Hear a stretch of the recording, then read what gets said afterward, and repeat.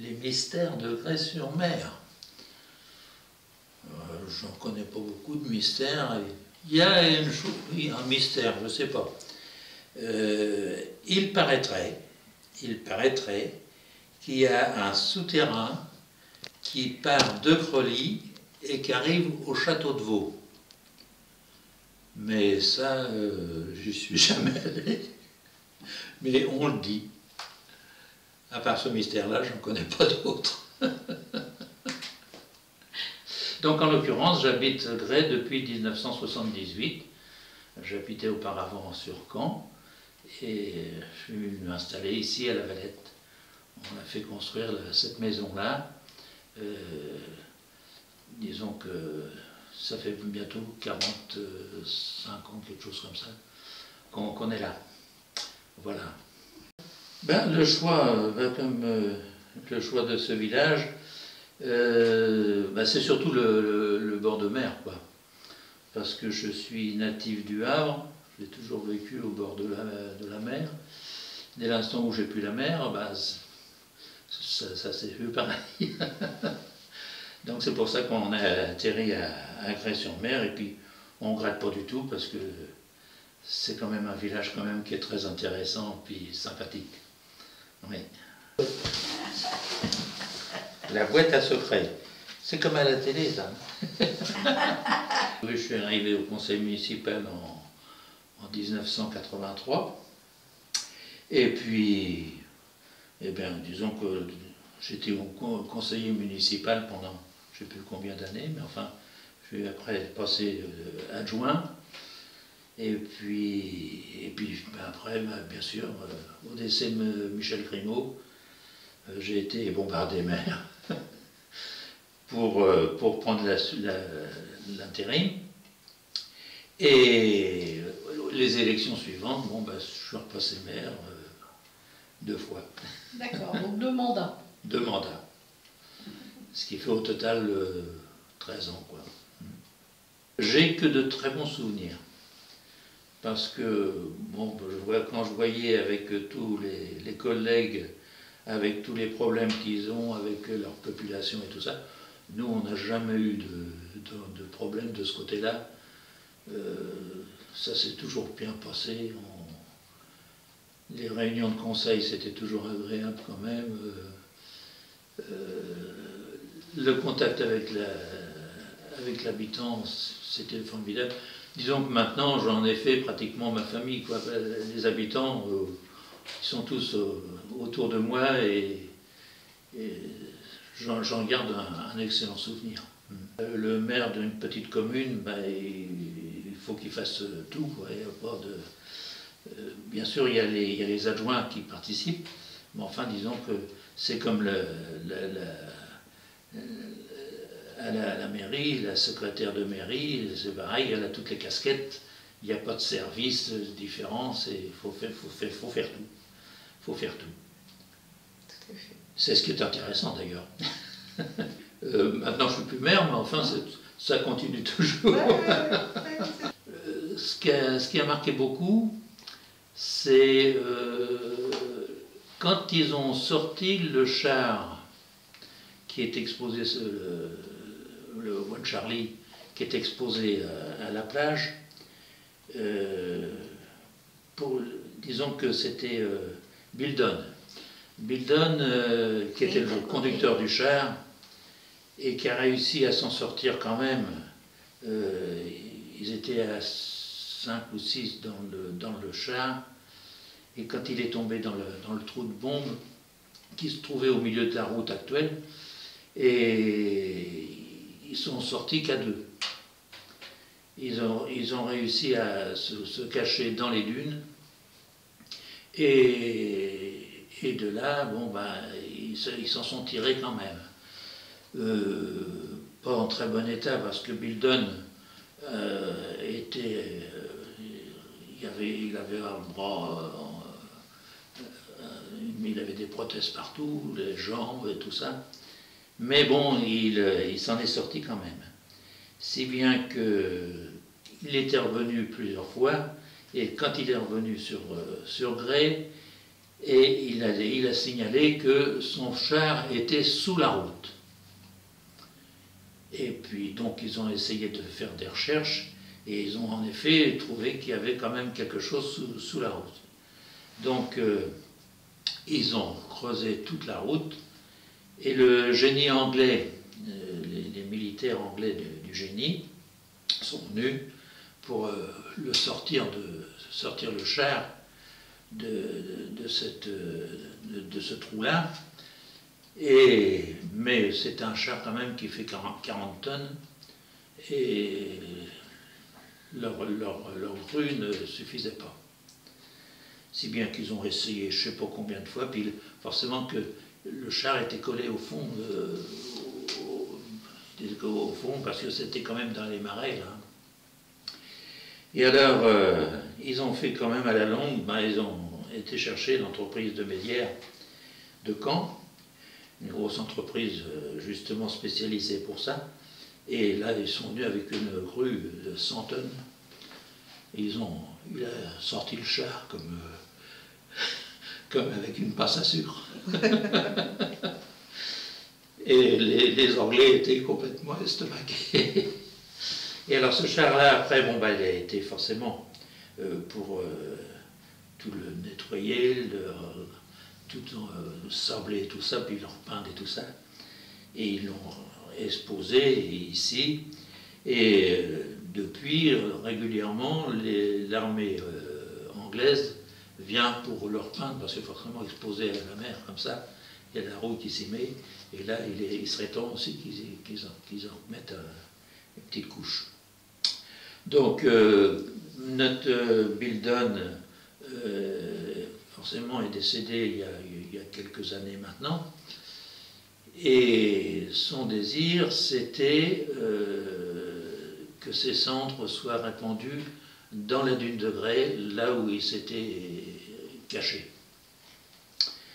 Et si bien que c'est ce qu'on a fait, on a demandé bien sûr l'autorisation de le faire. Et disons qu'on a fait une cérémonie justement avec les Anglais. Et j'ai répandu les cendres dans la dune. Et on a fait il y a une petite plaque, disons, à côté du char. Et c'était en souvenir de Bildon. Et l'endroit, l'esplanade s'appelle maintenant l'esplanade de Bildon. Voilà. C'est un des gros moments de l'histoire de Grès et surtout du débarquement. Est-ce que tu étais présent, toi, quand ils ont sorti le char de son... Oui, personnellement, non, je l'ai vu après, mais quand ils l'ont sorti, non, j'étais pas... Non, j'étais jamais un métier à cette époque. Ouais. D'autres souvenirs concernant des familles ou des gens de la région? Alors, des gens de la région... surtout de Grès, en fait. Oui, surtout de Grès. Les bons souvenirs, c'est les mariages que j'ai faits. Hein, ça, c'était... Bon, maintenant, il y en a beaucoup moins, mais à l'époque, il y en avait quand même pas mal. Et puis, c'était quand même des bons souvenirs, parce que on s'arrangeait toujours à enjoliver un petit peu la cérémonie. Et mon plus gros désespoir, c'est que quand je voyais que quelques temps après, il divorçait. Alors là, c'était mon grand désespoir. Mais enfin, sans quoi, alors il y a les mariages. Les mariages que j'ai fait aussi, celui que j'expliquais avec les 60 ans de mariage de Marcel Lebellum et puis d'Arlette, là c'était aussi un grand moment. J'ai eu aussi l'occasion de faire un baptême républicain. Ah oui. Ça se fait pas beaucoup, mais j'en ai fait aussi. Ça s'est très bien passé. C'était justement la petite fille de Lin, que tu connais bien. Lin Brunet. Lin Brunet. Oui. Ouais, c'était sa petite fille. Et donc on avait fait une petite fête, là c'était sympa aussi. Voilà, sans quoi, bon, bah, alors il y a toutes les cérémonies, bien sûr, les 6 juin, alors là c'était quand même assez mémorable du moins. Et puis, disons qu'autrement, bah non, les repas aussi, les repas des anciens aussi, là c'est toujours c'était des bons moments aussi qu'on a passés. Au début, on faisait ça dans la salle Notre-Dame, c'est la rue Grande. Alors là, attention, c'est que c'était les personnes, les femmes, les épouses des conseillers qui faisaient le service et tout ça. C'était Madame Dupont qui faisait la cuisine. Madame Dupont qui était enseignante et que Claude était au conseil. Donc c'est elle qui se chargeait de la cuisine. Les femmes des conseillers faisaient le service et tout ça se passait. Et alors là, il y avait les enfants de l'école de Grès, qui venaient avec le directeur ou la directrice, à l'époque c'était encore un directeur, et qui nous qui récitait aux anciens des petites récitations, des choses comme ça. C'était superbe. Oui. Voilà. Est-ce que tu as connu les commerçants à Grès? Alors, les commerçants de Grès, j'en ai pas connu beaucoup. J'ai connu Mémène, ce qu'on appelait Mémène. C'était l'épicerie. Oui. C'était Madame Moisson. Ils allaient à l'école, mais ils prenaient quelque chose à la... Ah oui, oui. Alors là c'était une épicerie, c'était formidable, parce que c'est une personne, elle était toute seule, mais elle faisait café, tabac, des pots de journaux, des pots de pain, c'est l'épicerie. À 7 h du matin, vous y allez, c'était ouvert. Le soir, à 8 h, c'est encore ouvert. Et puis, on avait tout ce que... Le beurre, c'était encore le beurre à la botte. Il y avait une mode de beurre, donc à pluche là-dedans. La crème, c'est pareil. On y allait avec son bidon, et puis c'était dans le bidon de crème. C'était encore... Ça pourrait plus être comme ça maintenant. Ce qui est dommage, parce qu'elle avait de très bons produits. Ouais. Qui venait d'où, justement? Qui venait d'une ferme de Grès ou de plus loin? C'était des fermes des alentours, oui. Oui. Ah oui, c'était des produits vraiment locaux, circuit court. Ouais. L'épicerie a arrêté avec la propriétaire, en fait? Ça n'a pas été repris? Bah, c'est-à-dire que quand elle est partie, ça a été repris. La commune avait récupéré la licence 4 pour faire le bar. Et puis, ceux qui ont repris, ont essayé de continuer l'épicerie et tout ça. Et puis, ça n'a pas marché, c'était plus du tout pareil. Disons que les heures d'ouverture, c'était à partir de 9 h ou 10 h le matin, donc c'était fini, quoi. Donc ça a duré quelques temps, et puis ça s'est arrêté. L'épicerie a été transformée en habitation, et ça s'est arrêté là. Et puis alors il y a eu aussi, de l'autre côté, là au coin du sentier du Bougon, il y avait un café-restaurant aussi. Alors au départ, c'était un arabe qui avait pris ça, qui faisait du couscous, mais alors il fallait voir, il y avait toujours tout le monde, je me souviens plus comment il s'appelait. Et puis après, c'est Madame Lavigne qui a repris la suite, qui faisait un peu de restauration, et puis qui faisait un petit peu de café aussi. Et puis c'est pareil, quand Madame Lavigne est partie, ça s'est transformé en habitation, et puis ça s'est arrêté là.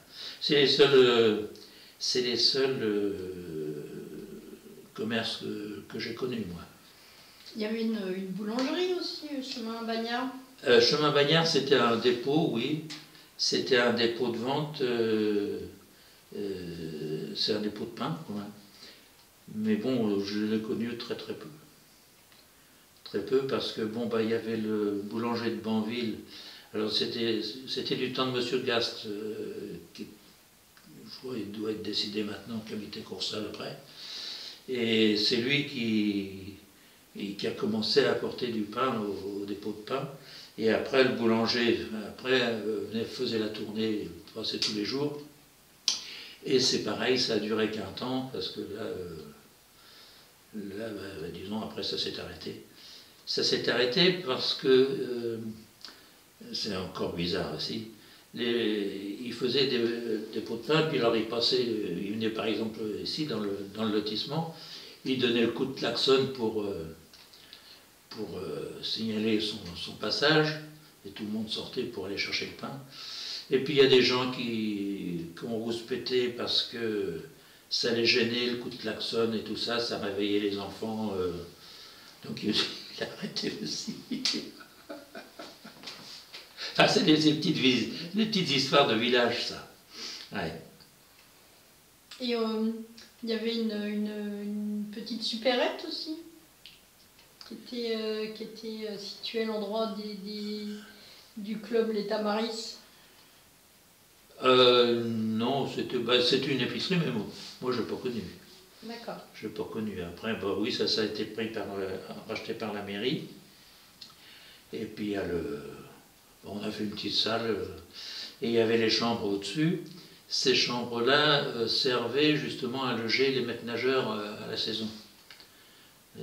Donc ils couchaient là, c'était encore les CRS qui faisaient surveillance de maîtres nageurs et tout ça, et surveillance de la plage. Et là c'est pareil, les CRS ont arrêté, donc tout s'est arrêté. Ouais. Ici, est-ce que du temps où tu as commencé, enfin vous avez commencé à habiter ici, est-ce que vous alliez à la plage? Oh oui, Oui. On allait à la plage tous les jours, enfin pas tous les jours, mais Samedi. Oui, et puis c'est Paul qui y allait avec ses petits-enfants. Bah oui. Ouais. Oui, parce qu'à l'époque, c'était presque la colonie de vacances, hein, les grandes vacances. Il y avait les neveux et les nièces qui venaient forcément en vacances ici. Et puis, bon, j'étais pas souvent parti, moi, parce qu'on partait pour la semaine. Mais c'est Paul qui allait à la plage avec toute la petite famille. Ouais. Aujourd'hui, quelle est la balade que vous faites le dimanche à Grès, que vous adorez? Ben nous, on va à la mer. On va à la mer. Et puis, disons qu'en été, quand il y a trop de monde à la brèche de la Valette, on va vers, là, juste, il y a un banc, tout ça, on s'installe là, et puis on passe un petit moment là. Moi, j'ai manqué de rester là. Quand on est arrivé là, j'allais à la pêche à la crevette, on faisait puis dans les grandes marées, on faisait les grandes marées, maintenant j'y vais plus. Mais, alors la crevette à l'époque, il y en avait, on prenait, on ramenait ça, et puis j'avais une vieille Amicis là, on renversait les crevettes sur le capot de la Amicis, et puis on triait les grosses et puis les petites. Alors les grosses, on les mangeait ici, et puis les petites, on les passait à la moulinette, et on faisait de la bisque de crevettes, c'était superbe. D'autres pêches? Oui, je faisais de tri un petit peu, à part ça, non, c'est tout. Ouais. Et d'autres spécialités culinaires que vous cuisiniez? Non, on faisait pas trop cuisine, enfin, tout ce qu'il y a de simple. Hein. Alors ce qu'on aimait bien, c'était dans le temps, c'était de faire la côte de bœuf au barbecue. Alors maintenant, ça nous arrive moins souvent, mais on le fait justement dans la cheminée. C'est que c'était les Noëls, le Noël des enfants. Noël des enfants, À l'époque, c'était Madame Thomasin, qui était conseillère municipale, qui se chargeait justement d'acheter des livres. Et au moment de Noël, on redistribuait les livres aux enfants. On faisait un goûter à la... Alors au début, c'était au château, dans la salle du château, la grande salle. Et puis après, ça a eu lieu dans la salle de la ruche. Et quand j'avais quand j'avais été à la mairie, j'avais vu avec le château la possibilité d'avoir une petite charrette avec un cheval et de mettre le Père Noël dessus et faire le tour du village et à distribuer des bonbons, et ça se terminait bien sûr à la ruche. Et donc au début ça a bien marché, les enfants suivaient et tout ça. Et puis après, disons qu'il y a eu de moins en moins d'enfants, et ils venaient même plus chercher leurs cadeaux, si bien qu'on a arrêté là. Mais sans quoi c'était sympa. Il y a eu des photos de fête d'ailleurs. Karine en a dans son ordinateur, là, il y a pas mal de photos là-dessus, avec le cheval et puis la petite charrette et le Père Noël. Des anciens, là c'est toujours une belle fête, ça. Ouais. La Grange Dîme est servie. Enfin, il n'y a aucun bal n'avait été organisé dedans ou... Alors pour la Grange aux Dîmes. La Grange aux Dîmes, disons que c'est un gros problème. On a voulu justement la restaurer, la remettre en état.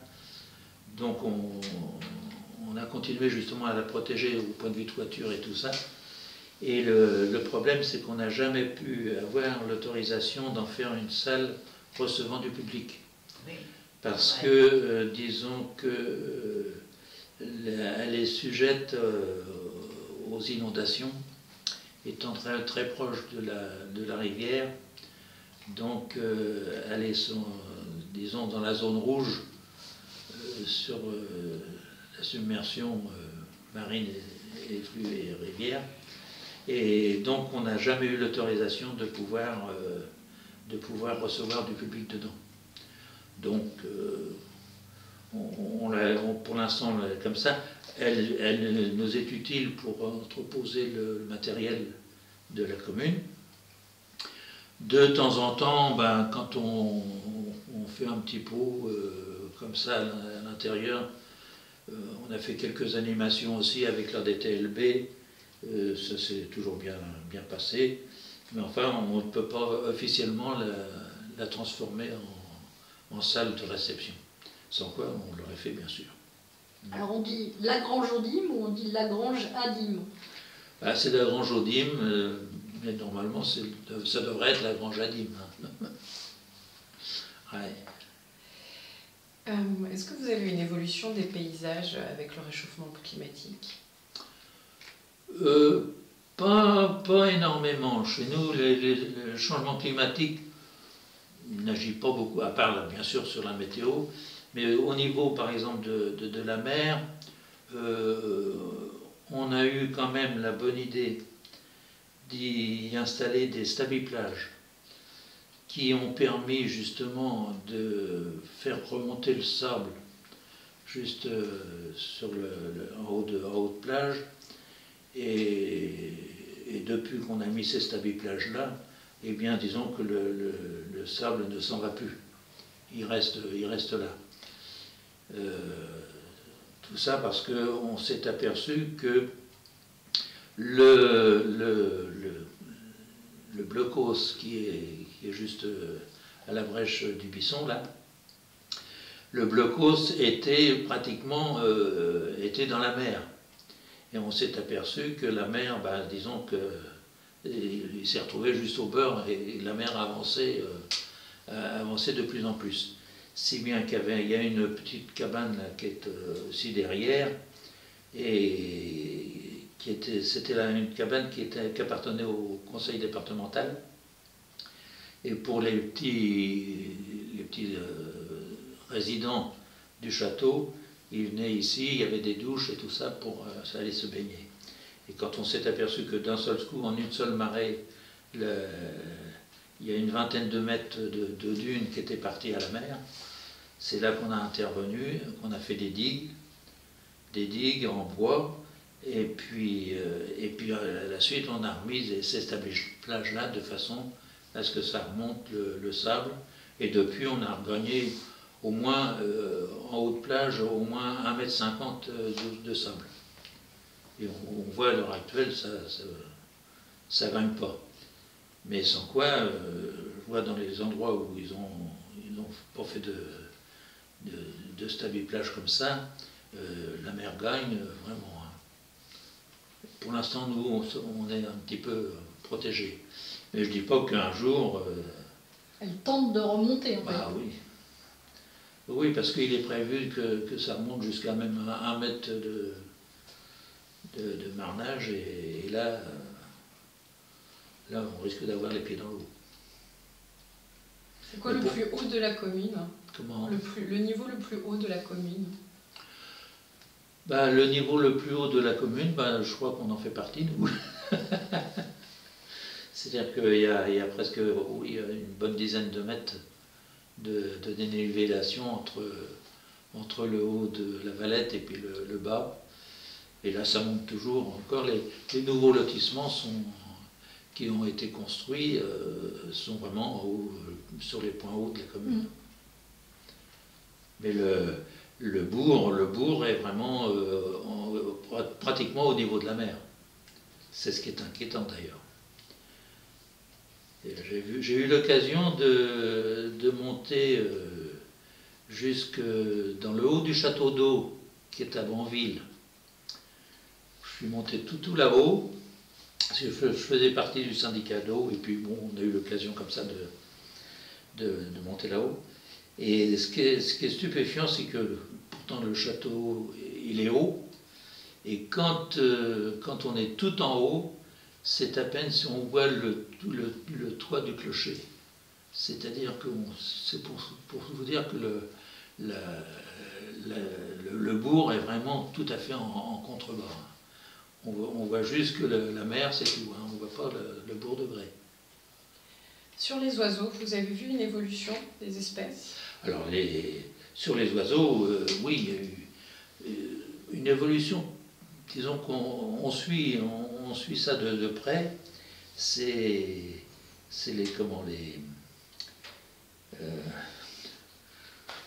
collier interrompu. Les gravelots. Les gravelots. Les gravelots, alors là, bon, sur la plage de Grès, il y a tous les ans, il y a des gravelots qui viennent se reproduire, ils viennent pondre et tout ça. Et alors le problème, c'est que les gravelots, ils font leur nid carrément dans les graviers, si bien que quand il y a eu du passage, ou quand il y a les chiens qui vont se promener, tout ça, disons que c'est quand même des risques. Alors, avec le conservatoire du littoral, donc on les protège, et il y en a une qui s'en charge beaucoup aussi, c'est Dominique, qui se charge de ça, de la protection des gravelots. Donc on a retrouvé, parce qu'ils ont bagué des gravelots ont été retrouvés. Ceux qui sont nés à Grès ont été retrouvés en Espagne. Et la route que ça fait, pourtant c'est des petits oiseaux tout petits. Hein. Et pour eux,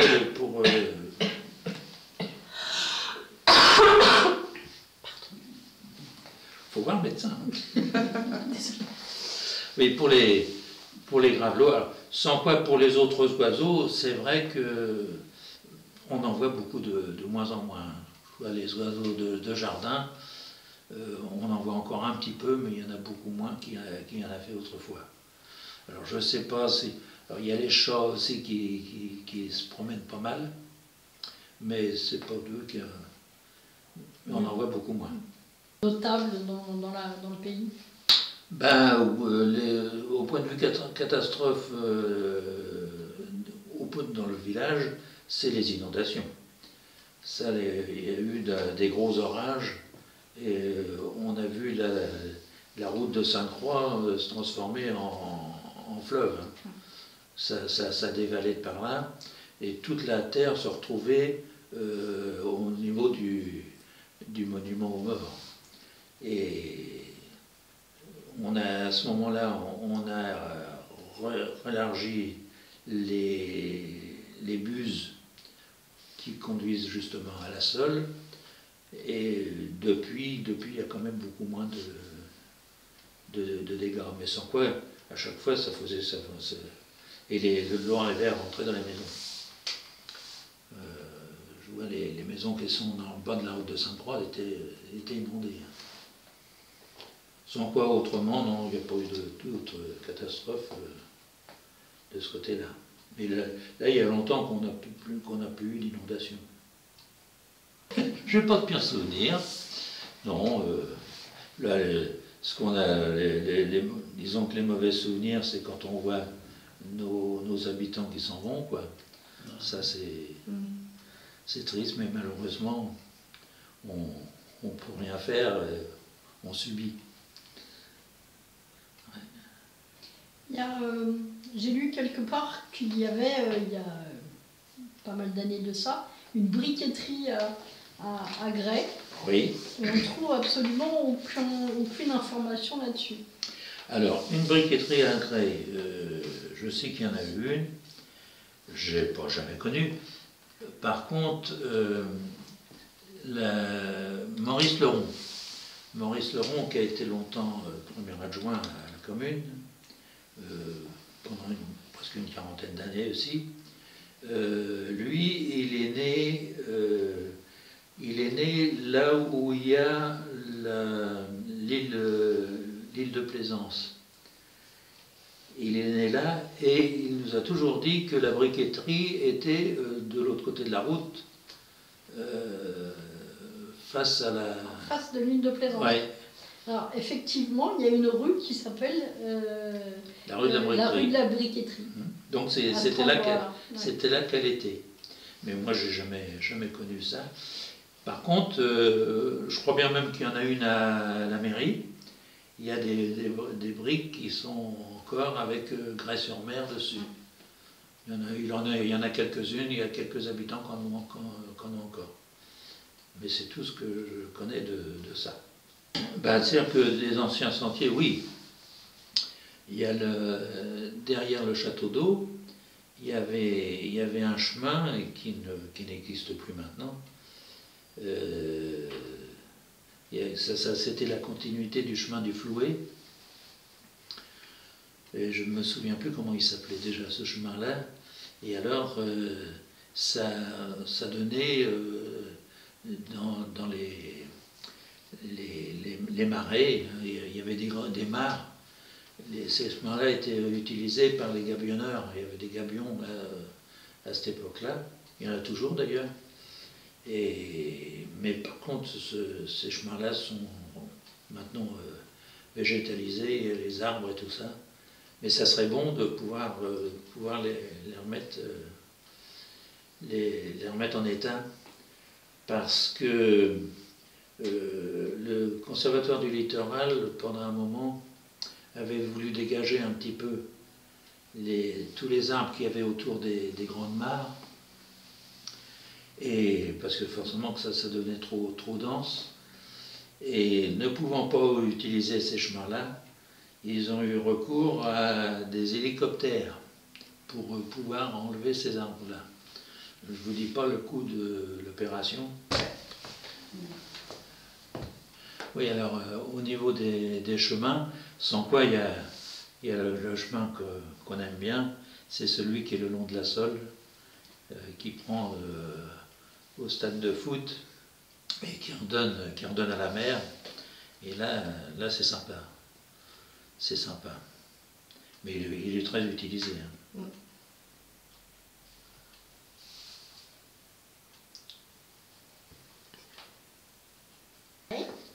Il y a des cachettes. Alors il y a la cachette des Crottes. La cachette des Crottes, c'est la cachette qui part de la rue Grande et qui redonne la rue du Vazon, par derrière. Et celle-là, elle est encore utilisée, hein, parce que nos agents passent la tondeuse régulièrement dedans. Et puis il y a la cachette aussi qui est derrière, qui prend sur la route de Banville et qui redonne derrière, qui passe derrière le jardin de Joël Thiberge et qui redonne dans le chemin Vaillant. Sans quoi il y en a une autre aussi qui part du sentier du Bougon. Non, pas du sentier du Bougon. Oui, le sentier du Bougon, c'est ça.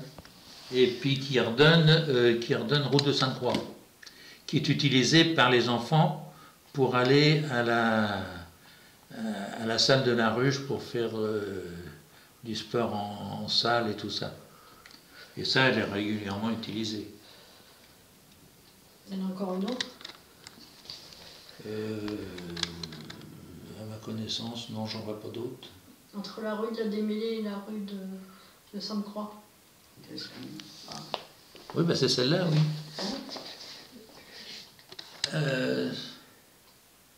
Elle part de... Oui, ben c'est celle, oui, c'est celle.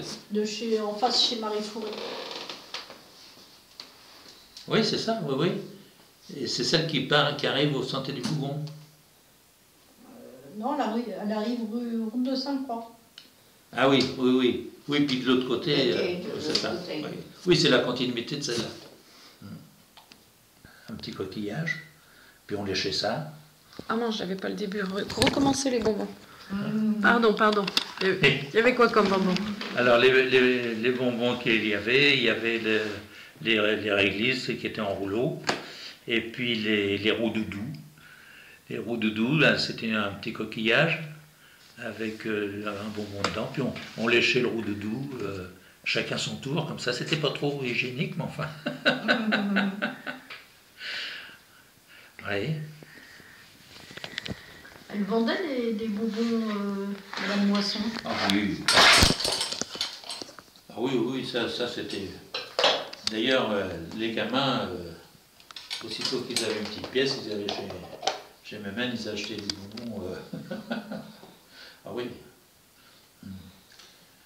Est-ce qu'il y a eu Est-ce qu'il y a eu des faits divers ou des choses particulières à Grès? Des mystères, des scandales, des surprises, des faits, des trucs bizarres? Non, il n'y a pas... à Grès-sur-Mer, non, il n'y a pas eu de choses très, très bizarres. On a eu une... la petite... Le poivre, qui est à l'Académie française. D'accord. Qui est toujours... Elle passe encore de temps en temps à la télé, elle joue D'accord. ouais. Il y a... Là, j'ai dit l'Académie, non, c'est la Comédie Française. D'accord. C'est la Comédie Française. Et puis, on a eu un cycliste, un champion aussi, Oui. de la famille d'Évage. Mais ça remonte quand même assez loin. Sans quoi, non, je n'ai pas connaissance d'avoir des gens exceptionnels. Non. Nous sommes des gens simples à Grès.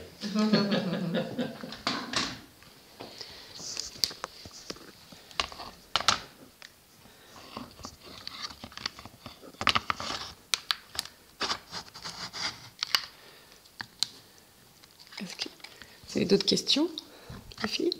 Et quand on voit Grès, il y a une trentaine d'années,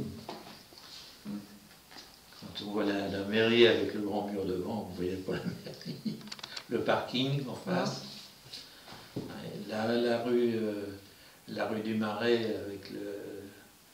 Ah, ça a bien changé par là. Bon, il y a sûrement des choses encore à améliorer, mais enfin... C'est pas mal. Oui.